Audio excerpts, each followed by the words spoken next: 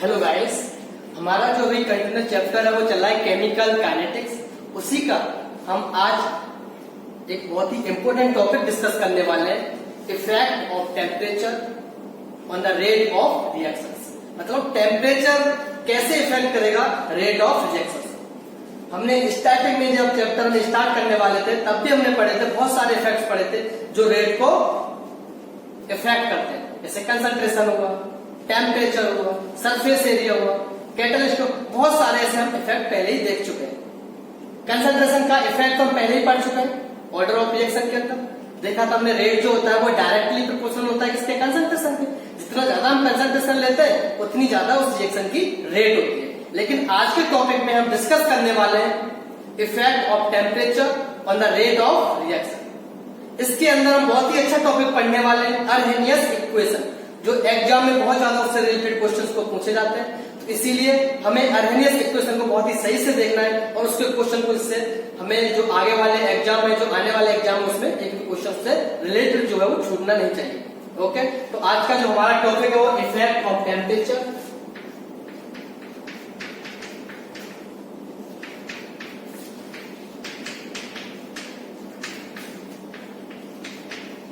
Effect of temperature on the rate of reaction।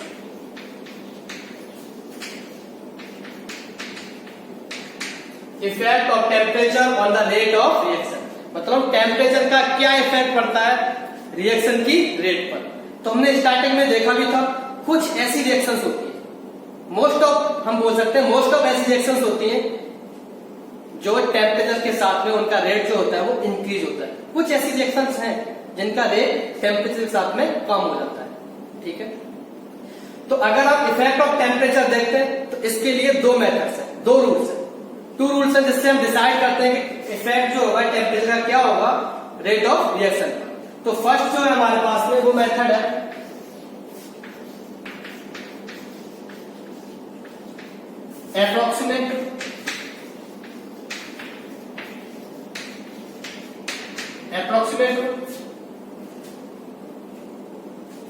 Approximate rule हमें यह बोलता है कि अगर हमने किसी भी रिएक्शन का टेम्परेचर 10 डिग्री बढ़ा दिया, कोई भी रिएक्शन है उसका अगर हमने टेम्परेचर 10 डिग्री बढ़ा दिया तो जो रिएक्शन है उसकी जो रेट है वो डबल हो जाती है।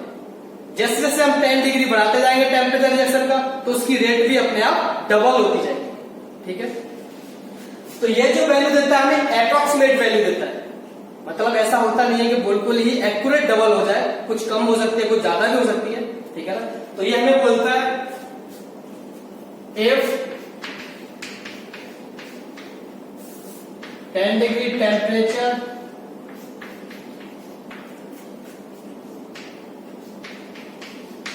Increase of A reaction then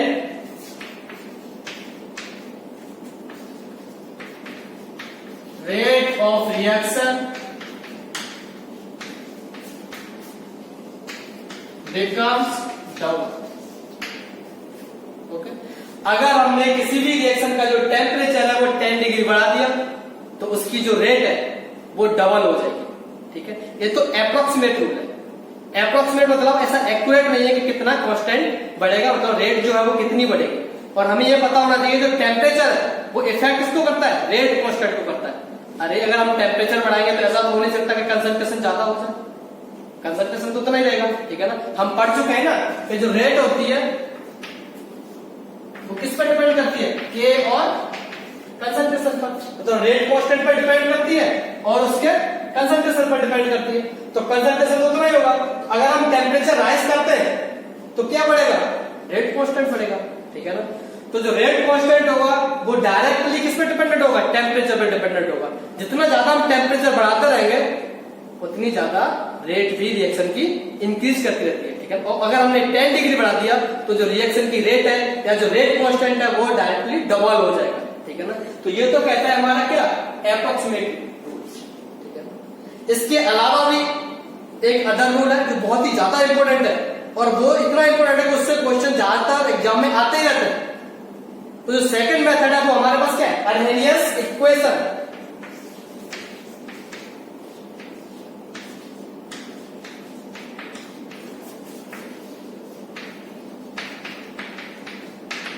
अर्हेनियस equation. तो आज के लेक्चर में हम बहुत ही अच्छी तरह से एक्सप्लेन करने वाले हैं इस अर्हेनियस इक्वेशन। ओके, तो अर्हेनियस इक्वेशन हमें यह बताएगी कि जो टेम्परेचर है उसको इंक्रीज या डिक्रीज करने पर रेट कांस्टेंट पर क्या इफेक्ट पड़ेगा। ओके,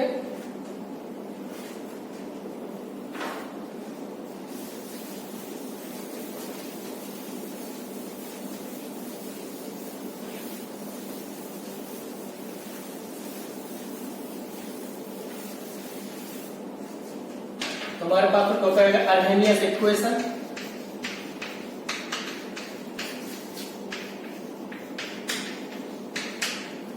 अब ये जो अर्हेनियस इक्वेशन है वो हमें रिलेशनशिप देते हैं किसके बीच में, टेम्परेचर और रेट कांस्टेंट के बीच में। अर्हेनियस इक्वेशन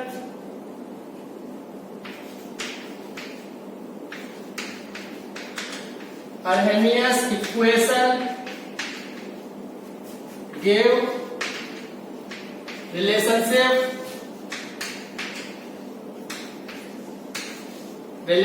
between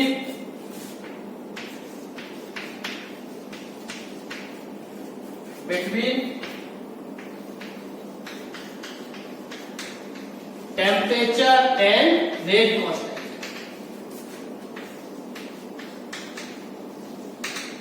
जो अर्हेनियस इक्वेशन है हमें रिलेशनशिप देते हैं किसके बीच में, टेम्परेचर और रेट कांस्टेंट के बीच में। मतलब अगर हम रेट कांस्टेंट को चेंज करेंगे या टेम्परेचर को चेंज करेंगे तो रेट कांस्टेंट पे क्या इफेक्ट पड़ेगा, और अगर हम रेट कांस्टेंट करेंगे तो टेम्परेचर पे क्या इफेक्ट पड़ेगा। ओके, तो ये जो इक्वेशन है वो ये बोलती है कि जो रेट कांस्टेंट होता है के यहां पर क्या है, रेट कांस्टेंट वो होता है ए की power minus E A R T. K equal to A E की power minus E A R T. इस इक्वेशन को बोलते हैं हम अर्हेनियस इक्वेशन। इस इक्वेशन को बोलते हैं हम अर्हेनियस इक्वेशन। ओके, तो यहां पर जो K है वो क्या है, रेट कांस्टेंट। जो K है वो क्या, रेट कांस्टेंट।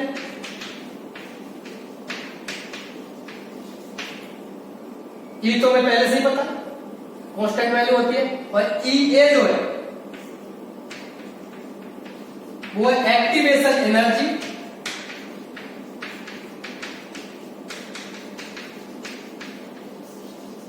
एक्टिवेशन एनर्जी और ए जो है यहां पर उसको बोलते हैं हम अर्हेनियस फैक्टर।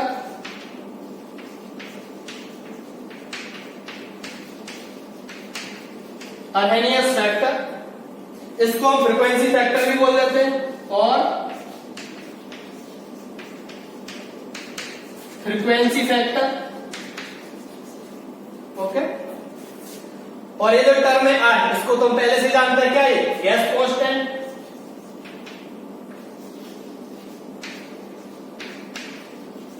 गैस कांस्टेंट और टी यहां पर क्या है, टेम्परेचर। और टी है यहां पर टेम्परेचर। ओके, तो ये इक्वेशन हमें ये बताती है कि अगर टेम्परेचर हम चेंज करेंगे तो उसके रेट कांस्टेंट पर क्या इफेक्ट पड़ेगा। ओके, तो ई यहां पर क्या मैंने बोला भी, activation energy.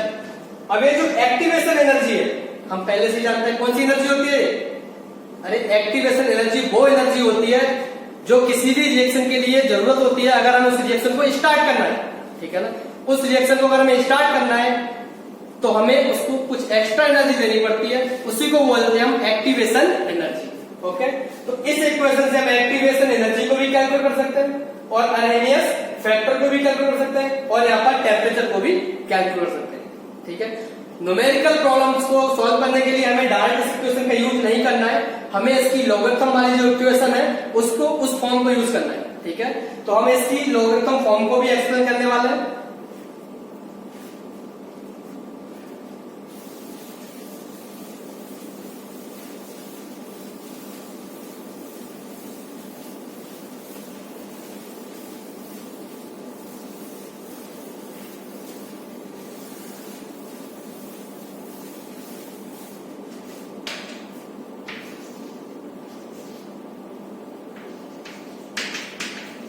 logarithm form of Arrhenius equation.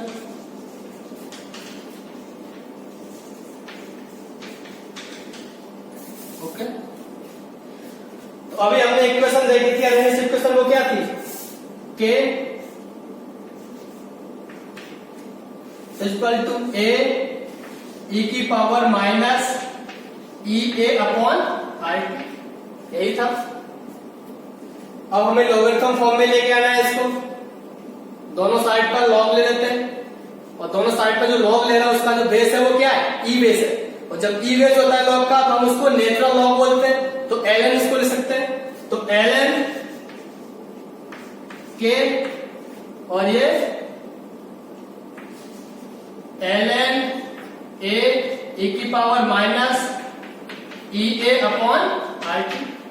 Okay, अब ये देखो दोनों प्रोडक्ट के अंदर लिखे हुए, इतना जो पोर्शन है वो प्रोडक्ट के अंदर है, तो हम इसको ऐसे लिख सकते हैं ln के, इसको लिख देंगे ln a, अब प्रोडक्ट का साइन लगा हुआ है तो प्लस ln e की power minus E A upon RT। Okay, अब ये देखो e की पावर में लगा हुआ होता है, अगर ये पावर में लगा हुआ है तो ये आगे ले सकते हैं इसको, तो आगे लेंगे तो हमारे पास कुछ ऐसे आ जाएगा ln के ln a और हो जाएगा minus E A upon RT, और इधर हो जाएगा ln e। ln में पहले बोल चुका हूं लॉग, इसका बेस क्या है e, तो ln e मतलब बेस की e और e की वैल्यू निकालनी है, तो इसका मतलब ln e की वैल्यू कितनी हो जाएगी, 1 हो जाएगी। यहाँ पर जो ln e है इस पूरे टर्म की वैल्यू कितनी हो जाएगी, 1 हो जाएगी, तो हमारे पास में इक्वेशन क्या आ जाएगी, ln k equal to ln a minus E A upon RT। Okay, तो ये इक्वेशन आ गया हमारे पास में, क्योंकि ये वाला जो टर्म है पूरा वो क्या हो गया, इसकी वैल्यू जो है वो 1 हो गई, तो यहां तक हमारा हो गया। तो ये जो है इसकी जो फॉर्म है, जो ln दे रखा है यहां पर, इसका जो बेस है वो e है, लेकिन नॉर्मली हम क्या यूज करते हैं, बेस 10 यूज करते हैं। ओके, तो अब इस इक्वेशन को बेस 10 में इधर बना लेते हैं। तो अगर बेस 10 करना होता है तो हमें पहले से ही पता है क्या करते हैं, 2.303 से मल्टीप्लाई कर देते हैं। अगर बेस 10 करना है, जैसे अगर हमें इसको लिखना है ln k को बेस 10 में लिखना है, तो कैसे लिखेंगे, 2.303 से मल्टीप्लाई कर देंगे, 2.303 लॉग बेस 10 के, ऐसे लिखेंगे। तो जहां पर भी ln लगा हुआ है वहां पर मल्टीप्लाई कर देंगे इससे 2.303 से, तो इक्वेशन हमारी क्या आएगी, 2.303 log base 10 K equal to 2.303 log base 10 minus E A upon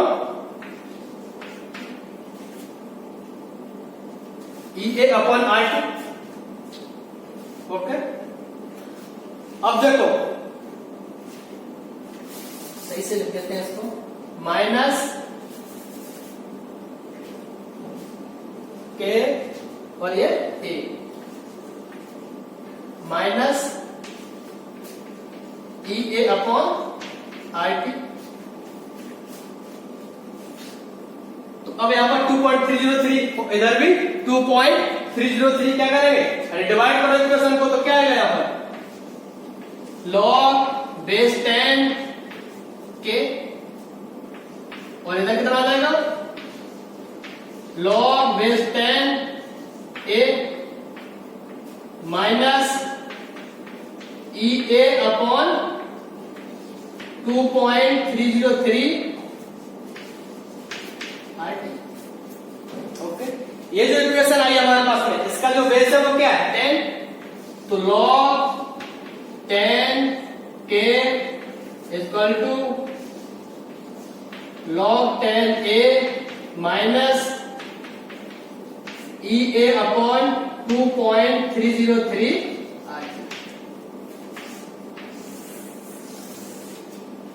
ये भी जो इक्वेशन है वो भी क्या है, अर्हेनियस इक्वेशन। और इसी का ज्यादातर यूज करना है हमें क्वेश्चन को सॉल्व करने में या ग्राफ को प्लॉट करने के, ठीक है ना। अगर हमें ग्राफ प्लॉट करना है तो वहां पर भी इसी इक्वेशन का यूज करना है। अगर क्वेश्चन में दे रखा है कि ln के और टेम्परेचर 1/t के बीच में ग्राफ लगाना है, फिर तो हमें इधर ये वाला लेना है, ठीक है ना।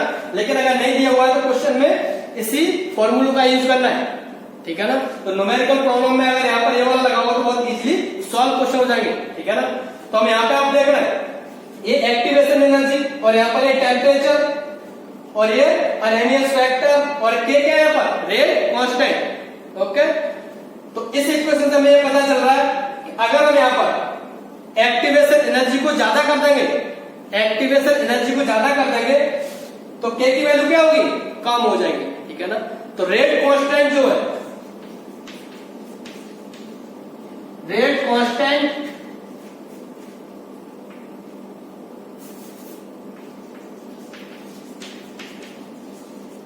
Decrease on increasing activation energy.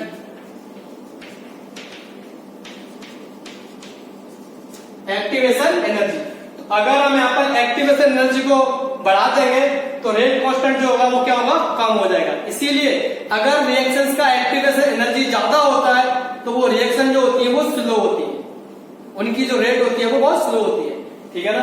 अगर एक्टिवेशन एनर्जी कम होता है तो रेट कांस्टेंट क्या होगा, ज्यादा हो जाएगा और वो रिएक्शन जो होगी वो फास्ट होती है।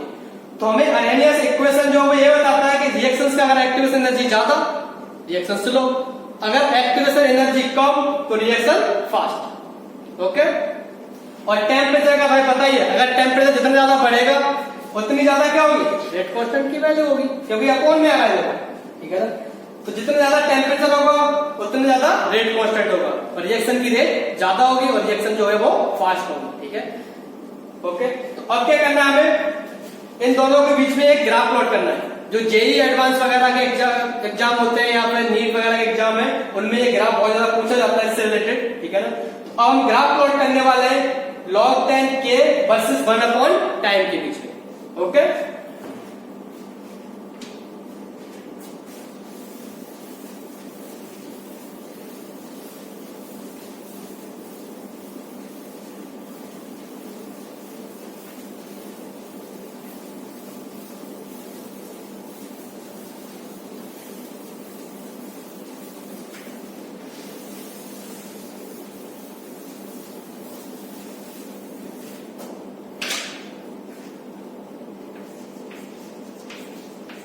ग्राफ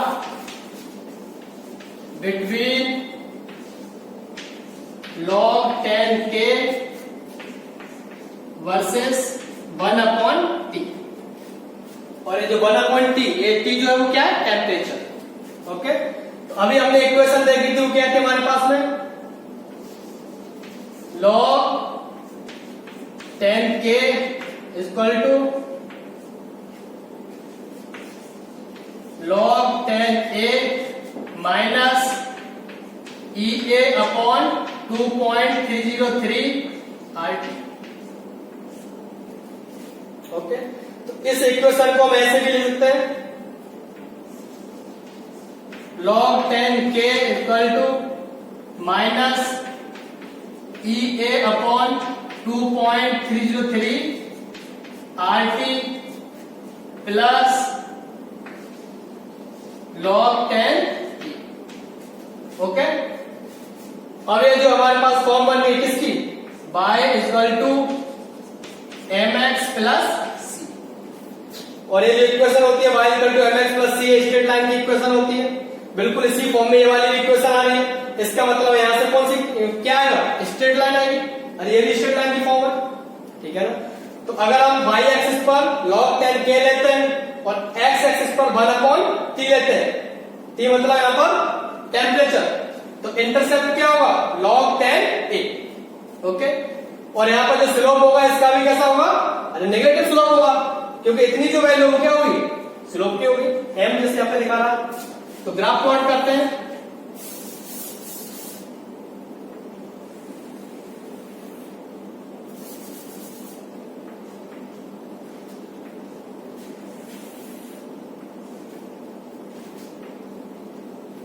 ओके, तो हमने इधर क्या लिया है, log 10 k, तो यहां पर log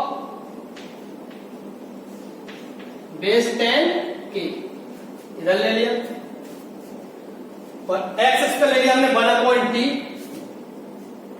1/t मतलब 1 टेम्परेचर।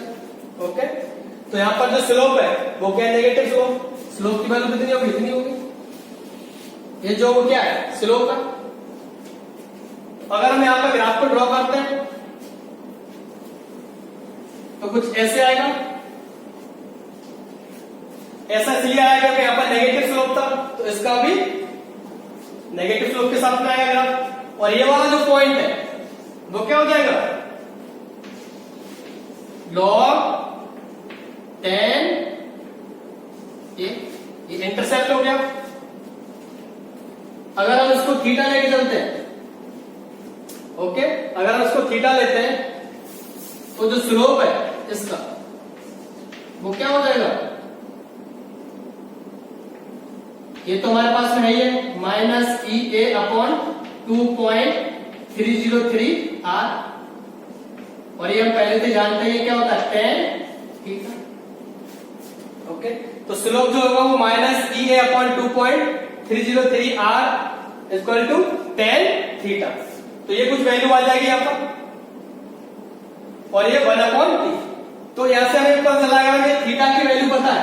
अगर ये थीटा पता है तो tan थीटा पुट करके हम स्लोप को इजीली कैलकुलेट कर सकते हैं, और यहां से हम एक्टिवेशन एनर्जी को भी कैलकुलेट कर सकते हैं। यहां से हम एक्टिवेशन एनर्जी को भी कैलकुलेट कर सकते हैं अगर हमें यहां पर स्लोप पता है, ठीक है ना, या एंगल पता है। ओके, तो इस ग्राफ से हमें यह पता चलता है कि हमें एक्टिवेशन एनर्जी कैसे कैलकुलेट करनी है। अगर हमें यहां से लेके यहां तक की वैल्यू पता है, मतलब इंटरसेप्ट पता है, तो यहां से फ्रीक्वेंसी जो फैक्टर है उसको भी हम इजीली कैलकुलेट कर सकते हैं। ओके, तो ग्राफ जो है हमें बहुत ज्यादा हेल्प करता है बहुत सारी वैल्यू को कैलकुलेट करने के लिए। तो ग्राफ इन दोनों के जो है बहुत ही ज्यादा इंपॉर्टेंट है, तो ये हमें बहुत ही अच्छी तरह से ग्राफ जो है वो आना चाहिए।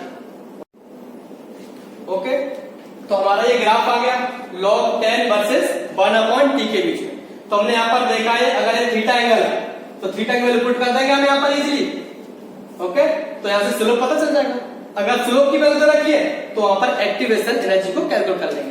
तो इसका जो यूज है मेनली बहुत ज्यादा किया जाता है अगर हमें एक्टिवेशन एनर्जी किसी भी रिएक्शन की कैलकुलेट करनी है।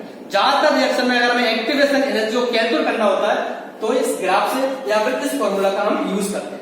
ओके, तो अब इससे रिलेटेड हम एक प्रॉब्लम ले लेते हैं, क्वेश्चन ले लेते हैं कि कैसे क्वेश्चन इससे रिलेटेड आते हैं और पूछे जाते हैं।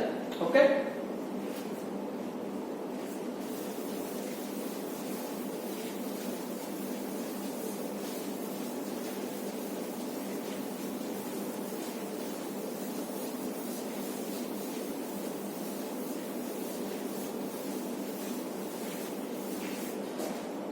जैसे सपोज मान लो हमारे पास में कोई रिएक्शन दे रखी है A+B और वो C को फॉर्म कर रहा है, उसका हमें एक ग्राफ दे रखा है। ग्राफ कुछ ऐसे है,